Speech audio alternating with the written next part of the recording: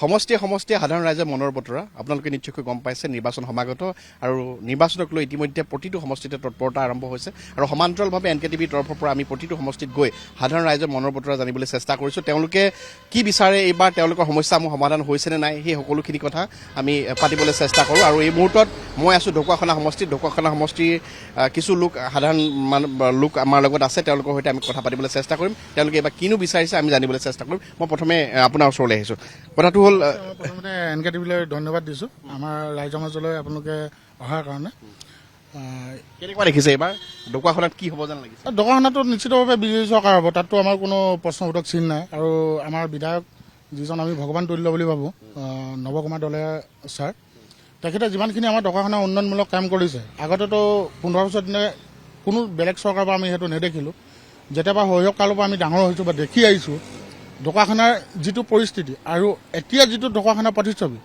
আকাশ পাতাল পাৰ্থক্য আৰু গতিকে যিমানখিনি আমাৰ ঢকুৱাখানা বিধায়ক মহোদয়ে কৰণীয় কাম কৰি দিলে ৰাইজৰ কাৰণে তাত আৰু ক'বলগীয়া কোনো নাই আৰু এইজন বিধায়কে আমি আগন্তুক বিচাৰোঁ ঢকুৱাখানাৰ উন্নতি হওক সেইটোৱে মই কামনা কৰোঁ মানে দাদা অকণমান আপোনাৰ পৰা জানিব বিচাৰিছোঁ তেওঁ ক'লে যথেষ্ট কাম হৈছে মই নিজেও এইটো সমষ্টিৰ মানুহ তথাপিও দেখিছোঁ বহু পৰিৱৰ্তন হৈছে ঢকুৱাখানা আজি 15-20 বছৰ আগৰ ঢকুৱাখানা আৰু এতিয়াও ঢকুৱাখানাৰ মাজত পাৰ্থক্য আছে তথাপিও এইবাৰ কি দেখিছে আমাৰ বিশেষকৈ ক'বলৈ গ'লে সকলোৱে দেখিছেই তুলনামূলকভাৱে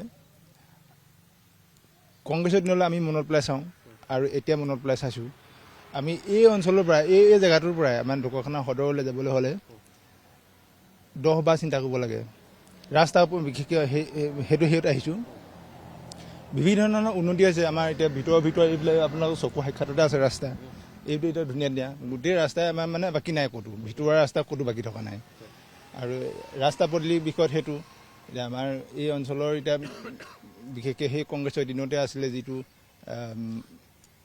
বছৰে মানে আমি পানীত হাবুডুবু খাবলগীয়া হয় কলীয়া পানী বুলি ক'বলগীয়া হয় এতিয়া সেই বিষয়ৰ পৰা আমি সম্পূৰ্ণ মুক্ত এতিয়া তেনেকৈ ধৰণে আমি বিভিন্ন ধৰণৰ এই উন্নতিবিলাক মানে আমাৰ হৈ আছে এতিয়া হয়তো আমি কৈ থাকিলেও মুখত বা হঠাতে নাহে তথাপিও এইবাৰ চাগে আকৌ বিজেপি চৰকাৰ অহাটো আমি একেবাৰে মনৰ পৰা বিচাৰিছোঁ অহাটো সম্পূৰ্ণ খাটাং পৰিৱৰ্তন যথেষ্ট হৈছে কিন্তু তাৰ মাজতো কিছু দিশত আছে কৰিব লগা বিশেষকৈ স্বাস্থ্য খণ্ডত বা জলসিঞ্চনৰ ক্ষেত্ৰত এইবোৰ নিশ্চয়কৈ ঢকুৱাখানাৰ কিছু সমস্যা হিচাপে এতিয়াও আছে স্বাস্থ্য ক্ষেত্ৰতো এতিয়া আমাৰ মুখ্যমন্ত্ৰী মহোদয়ে ঢকুৱাখানাত 200খন বিচনাযুক্ত হেৰি কৰিলে তাৰপৰা আয়ুষ্মান কাৰ্ড আভা কাৰ্ড সেইবোৰতো দিছে দুখীয়া মানুহৰ কাৰণে মোক ক'বলগীয়াখিনি মানে মই অকণমান আগলৈ যাম এইখন চৰকাৰৰ দিনত বহু আঁচনি আহিছে মহিলাসকলৰ বাবে মহিলাসকলে লাভো কৰিছে সকলোৱে পাইছে কিন্তু তাৰ মাজত ক'ৰবাত ওলাই কোনোবাই পোৱা নাই কোনোবাই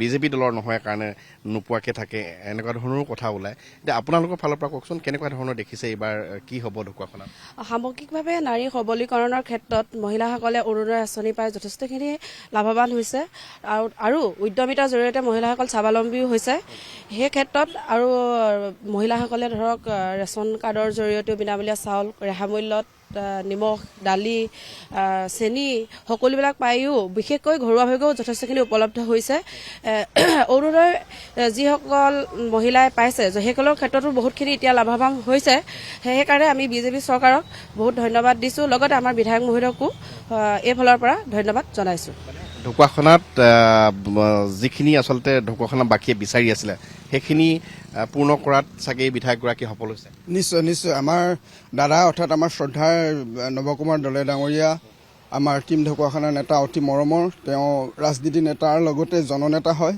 তেখেতে ঢকুৱাখানাৰ সামগ্ৰীত বহুত উন্নতিৰ কাম কৰিছে আৰু অনাগত দিনত তেখেতে কৰিব বুলি আমি আশা কৰিছোঁ আশা নহয় আমাৰ দাবী হয় তেখেতে কৰিব লাগিব আৰু এই বৰ্ষটো তেখেতে আমি তেখেতক বিপুল ভোটত মানে জিকাই নিম আৰু চৰকাৰখনক এটা কথা আমি ধন্যবাদ জনাওঁ কি যিসকল বৰ্তমান শিক্ষিত যুৱক যুৱতীৰ যিসকল মানে বৰ্তমান কোনো কিবা নোহোৱাকৈ যে চাকৰি পাইছে এইটো অতি আদৰণীয় বিষয় আৰু অনাগত দিনত অসমৰ প্ৰতিটো বিভাগত মানে এনেদৰে যদি শিক্ষিত যুৱক যুৱতীসকলক যদি চৰকাৰী চাকৰি পায়, এজন যুৱকে চাকৰি পোৱা বা এগৰাকী যুৱতীয়ে চাকৰি পোৱা মানে এখন ঘৰ, এটা পৰিয়াল উদ্ধাৰ হোৱা।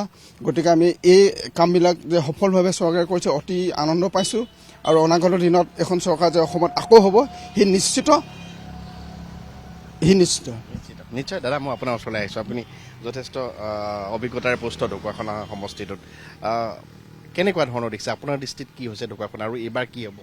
প্ৰথমতেই মই আমাৰ NKTV বহুত বহুত ধন্যবাদ জনাইছোঁ আমাৰ এই স্থানলৈ অহাৰ কাৰণে।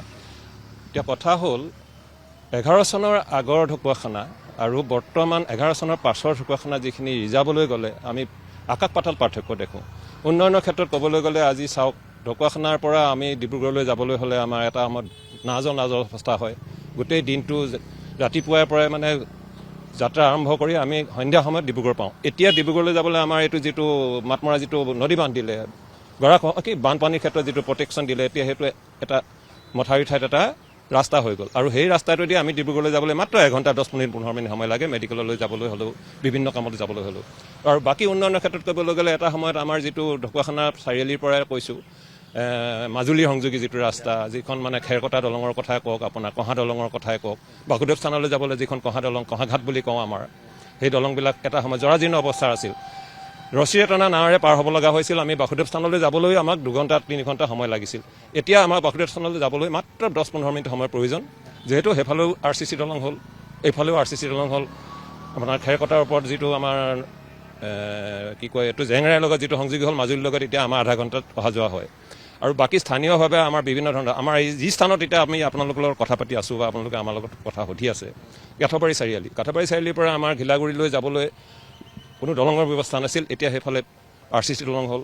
আপোনাৰ এই ব্লক তিনিআলিৰ পৰা বলাইঘাটে হৈ কৃষ্ণপুৰ হৈ এটা বৃহৎ এলেকা হৈ মানে আপোনাৰ RCC দলঙে পৰিপূৰ্ণ হৈ এতিয়া যাতায়াতৰ সুচল হৈছে। আৰু ইফালে চাব, আমাৰ যিবিলাক গাঁৱে ভূঞে থকা ধৰ্মীয় যিবিলাক অনুষ্ঠান, নামঘৰ হওক, স্কুলবিলাকৰ কথাই কওক, এইবিলাকক সামগ্ৰিকভাৱে উন্নয়নৰ ক্ষেত্ৰত যথেষ্ট আগবঢ়াই নিছে। ইনফ্ৰাষ্ট্ৰাকচাৰ ক্ষেত্ৰত বহুত আগবাঢ়িছে। কাঠবাৰীত আমাৰ কাঠবাৰী গাঁৱৰ বিশেষকৈ উন্নয়ন ক'বলৈ গ'লে আমাৰ গাঁৱত হৰিমন্দিৰবিলাক উন্নয়ন হ'ল, স্কুলখনৰ আগতকৈ দেখক ধুনীয়া হ'ল, এটা চাৰমিনাৰ প্ৰজেক্ট হ'ল, এটা মহিলা সমিতিৰ ঘৰ হ'ল, য়ংষ্টাৰ ক্লাব হ'ল, ইত্যাদি ইত্যাদি। আৰু কৈ শেষ কৰিব নোৱাৰে। গতিকে হয়, এইবাৰ বিজেপি চৰকাৰটো নিশ্চিত আমাৰ ৰাইজে একদম সজাগ হৈ আছে, বুজি পাইছে। হয়, আঁচনিৰ ক্ষেত্ৰত 2-1 ক'ৰবাত খুঁত থাকি গৈছে, 16 কেতিয়াও পূৰ্ণ হয়। যদি আমাৰ চৰকাৰ আহে, আমাৰ বিধায়ক মহোদয় যদি থাকে, তেতিয়াহ'লে এইখিনি পূৰ্ণ কৰিব নিশ্চয়, এইটোৱে আমাৰ আশা। শেষত কি ক'ব? শেষত মইনো কি ক'ম, বিশেষকৈ এই কাঠবাৰী গাঁওখনৰ বিষয়ে কওঁ। অন্যটো নিজৰ গাঁওখনৰ কথাটোৱে কওঁ। আমাৰ গাঁওখনত যিমানখিনি বিধায়ক মহোদয়ে উন্নতি কৰিলে, এই হকে আমি বিধায়ক মহোদয়ক সদায় লাগিবই লাগিব। যিহেতু আমাক 2টাকৈ নামঘৰ তেওঁ অনুদানেৰে জাকত জিলিকা কৰিছে, য়ংষ্টাৰ ক্লাব দিছে, মহিলা সমিতি ঘৰ দিছে, আৰু কাষতে আমাৰ যিখন হস্পিটেল, তাত 200খন বেডযুক্ত হস্পিটেললৈ উন্নতি কৰিছে। ৰাস্তা পদূলি এইখিনিতো ক'বই নালাগে। বিশেষকৈ আমাৰ গাঁওখনৰ ইমানখিনি উন্নতি হোৱাৰ কাৰণে মই তেখেতক অশেষ ধন্যবাদ দিছোঁ। আৰু নৱদলে আমাৰ বিধায়ক মহোদয়ে বহু ভোটত জিকিব বুলি আশা কৰিম। মোৰ ধন্যবাদ জ্ঞাপন কৰিছোঁ। মই আপোনাৰ ওচৰত আহিছোঁ, কি দেখিছে, মানে কি হ'ব যেন লাগিছে এইবাৰ বিজেপি জিকাটো নিশ্চিত। যিহেতু 11 চনৰ পৰাই যেতিয়া আমাৰ এনেকুৱা এটা পৰিৱেশ হৈছিল ইয়াত, বিশেষকৈ আমি ঢকুৱাখানাৰ কথা ক'ব লাগিব। আমি কংগ্ৰেছৰ বহুদিনীয়া শাসনকালত যিটো ব্যৱস্থা দেখিছিলোঁ, যিহেতু তেখেতলোকৰ পানী নেতাবিলাকৰ উপদ্ৰৱ আৰু তেখেতলোকৰ পৰা যেন আমাৰ উশাহ নিশাহ লোৱা বন্ধ হ'ব ধৰিছিলে, লাহে লাহে এটা 11 চনৰ পিছৰ পৰা এটা পৰিৱেশ ঘূৰি আহিলে। আৰু এতিয়া বৰ্তমান চৰকাৰখনে যিটো গতিত মানুহৰ জনহিতকৰ যেনেকে ধৰণে কাম বিভিন্ন আঁচনিকে লৈ যিখিনি আগবঢ়াই নিছে, এই অঞ্চলত যেনেকে ধৰণে আগবঢ়াই নিছে, গতিকে আমি এইবাৰ নিশ্চিত প্ৰায় আমাৰ ইয়াতে বিপুল সংখ্যক ভোটত নৱকুমাৰ দলে জয়লাভ কৰিব। যিহেতু বিৰোধী শক্তি বুলি ক'বলৈ আজি প্ৰাৰ্থী দিবলৈকে ইয়াত চিন্তা কৰিবলগীয়া হৈছে। গতিকে আমি বিপুল ভোটত জয়ী হ'ম। গতিকে অনাগত দিনত আমি যাতে চৰকাৰখনৰ লগতে আমি নিজৰ অঞ্চলটো উন্নয়ন কৰিব পাৰোঁ, তাৰ বাবে আশা ৰাখি ক'বলৈ নিশ্চয় ধন্যবাদ জ্ঞাপন কৰিছোঁ। আৰু এয়া আছিল ঢকুৱাখানা সমষ্টিৰ ৰাইজৰ সাধাৰণ ৰাইজৰ মনৰ বতৰা। তেওঁলোকে ইতিমধ্যে কৈছে হয় পৰিৱৰ্তন যথেষ্টখিনি হৈছে পৰিৱৰ্তন। কিছু কিছু ক্ষেত্ৰত আৰু যদিও বা কৰিব লগা বাকী আছে, নিশ্চয়কৈ অনাগত সময়ত সেইখিনি সমস্যা সমাধান হ'ব ঢকুৱাখানাবাসীৰ, সেই আশা কৰিছে। গতিকে আমি আন এটা স্থানৰ পৰা কিছু সংখ্যক লোক আছে, তেওঁলোকৰ ওচৰত গৈ আমি তেওঁলোকৰো মনৰ কথা জানিবলৈ চেষ্টা কৰিম।